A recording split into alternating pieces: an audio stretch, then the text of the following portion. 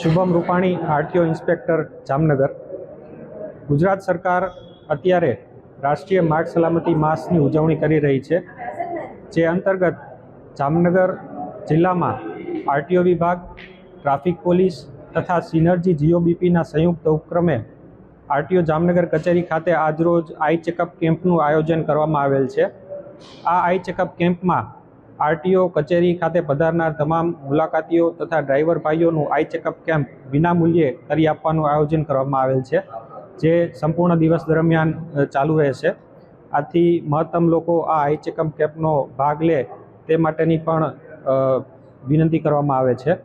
વધુમાં રાષ્ટ્રીય માર્ગ સલામતી માસની થીમ એ શીખ સે સુરક્ષા, ટેકનોલોજી સે પરિવર્તન રાખવામાં આવેલ છે।